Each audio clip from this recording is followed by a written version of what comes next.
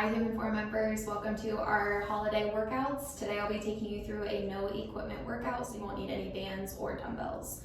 I'll be taking you through 3 exercises that you'll do for 15 minutes. You can do them for as many rounds as you can within that time period with added rest periods in between, and then we'll go on to our second half of the same thing. Starting off, we have 3 exercises like I mentioned: floor bridges, planks, and prone cobra. Starting with the floor bridge, you'll be lying on your backs. Pretty simple setup here. Feet will be about hip width apart. Both feet will be on the ground, so you're in your bridge position. Hands can lie at your sides. You're going to start by pressing into the floor of both feet, slightly tucking your hips, and then we're going to press into the floor, keeping equal pressure in each foot as you raise your hips off the ground. You feel a little bit of glute tension here at the top.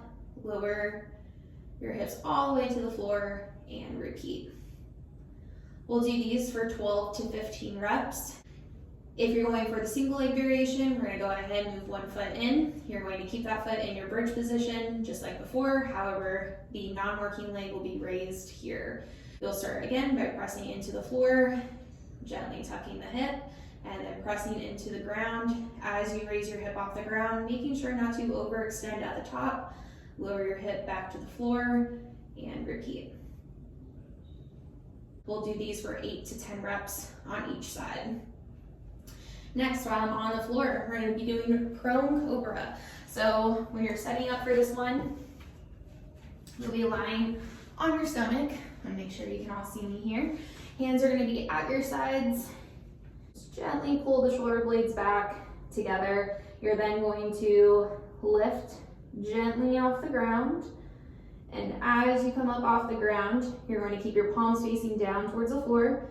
Eyes will stay down as well. We're going to keep that tension in the back here, making sure not to over squeeze the glutes, low back, or lift the toes off the ground. If you need to slightly rotate the thumbs up towards the ceiling, that's okay too. We're not looking for this big exaggerated movement. And if your palms are facing the opposite direction, again, just make sure that you are keeping them facing the floor.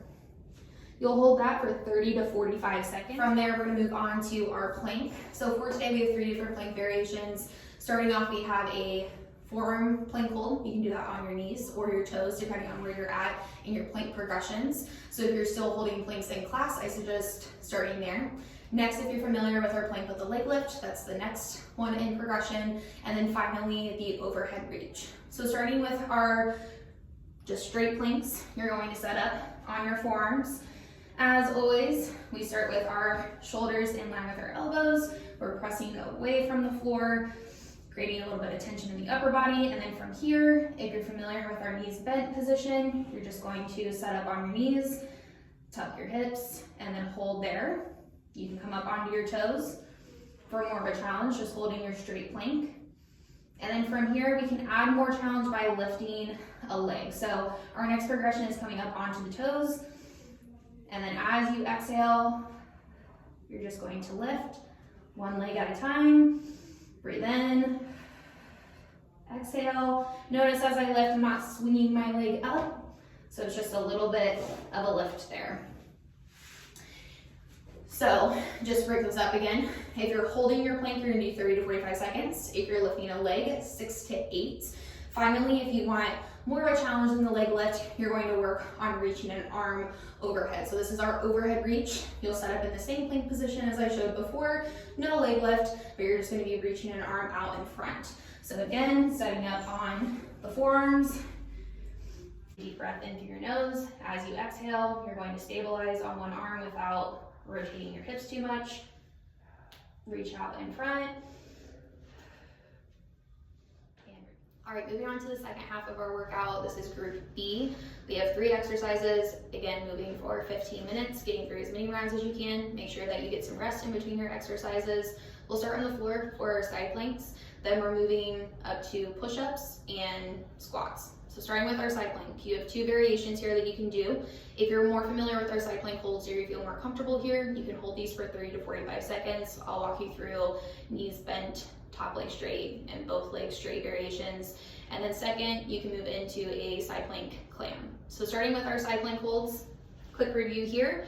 Everyone should be setting up with their shoulder in line with their elbow. You're pushing away from the ground to help support, stabilize the shoulder. Then with our lower half, this is the only thing that's going to change. So starting with the knees bent variation, you're gonna start with your legs stacked on top of each other, heels in line with your hips. You're going to press away from the floor, lift up off of your hip, and hold that position for 30 to 45 seconds on both sides. For the next level up, you're going to straighten out your top leg, but slide this bottom knee underneath. So now we're creating a straight line from head to toe. You're going to press into that bottom knee, raise up off the hip, and again, hold. From there, you can lengthen out both legs and hold this position. All of those are for 30 to 45 seconds on both sides. We're gonna move into the side plank clam. We don't practice these as often in class.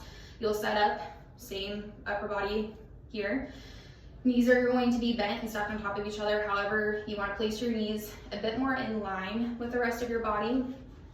So when you look down at yourself from your shoulders through your hips to your knees, you should be in a straight line. You're going to press into your knees, raise your hips off the ground, and hold that position starting out. You're then going to open up with this top leg. So your toes are going to be stacked on top of each other. They're going to stay connected. You're going to open that top leg, squeezing your glute at the top, but making sure not to drag your hips forward. You're then going to control your knee back down to where it started and repeat. It's just important that this hip stays off the ground and that your upper body doesn't move throughout the clam. All right, 6 to 8 reps there.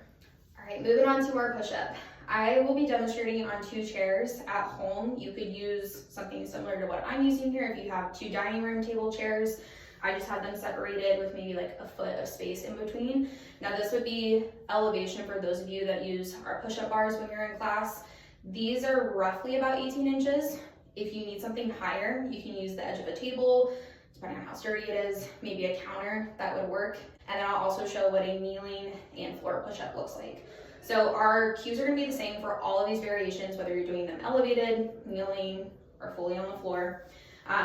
Nothing will change there, it's just a matter of where your body's at in space. So setting up, you're gonna go ahead and place your hands on your surface. You're going to step back into your plank position. In our push-up, we're going to just slightly tuck our hips more so we can keep our plank throughout the whole movement. And then with our upper body, we're going to start by pulling ourselves to the floor, bringing our shoulder blades together. You're gonna control your way down and then push. All push-up variations will be done for 6 to 10 reps. Here I'm doing a kneeling floor push-up, and here I'm doing a floor push-up. And that's how you do a floor push-up. Moving on to our last exercise, we have squat variations. We have 2 different variations for you, starting with a tempo squat. For those of you that typically do a goblet squat in class, you don't have equipment at home. So here we're gonna challenge you with a tempo instead. The tempo, we're gonna do a 3-1-1 tempo. So a 3-second eccentric, a 1-second hold at the bottom, and then coming up at your normal pace.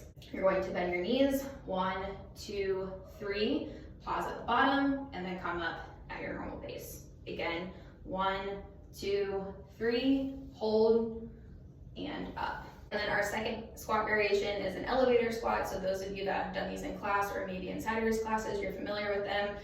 Just without load, you're going to come down to the bottom of your squat, up 1/3 of the way, down 2/3, down, all the way up. So that's 1 rep. You'll do that 6 to 8 times. So if you're doing the tempo squat, the 3-1-1 tempo, you'll do that 6 to 8 reps, and then same thing for the elevator squat. All right, so you finished group A and B of the workout. Now we're moving on to the finisher. We have 2 finisher exercises, calf raises and skiers. So the calf raise is a newer exercise. You're going to place yourself near support. So at home, that can be just a wall at your side, maybe a chair out in front of you, something to help with balance. You're going to start with your feet about like hip width apart. You want a little bit of space, but not too wide. You're going to press into the balls of your feet, lifting off of your heels. You're going to raise up until you feel a little bit of tension build in the back of your calves. So here, we don't want to overdo it, or we're kind of like overextending at the top, just enough to feel the tension build, and then we're gonna lower our heels back to the floor. Now we're doing a high rep range here of 10 to 15 reps. Next, we're gonna move on to our skiers. So we're practicing these currently in our warm-up. You're going to load into your outside leg, so we're moving laterally here. You can leave this back foot, your toe, down for support, or you can leave it up. That's going to be more challenging.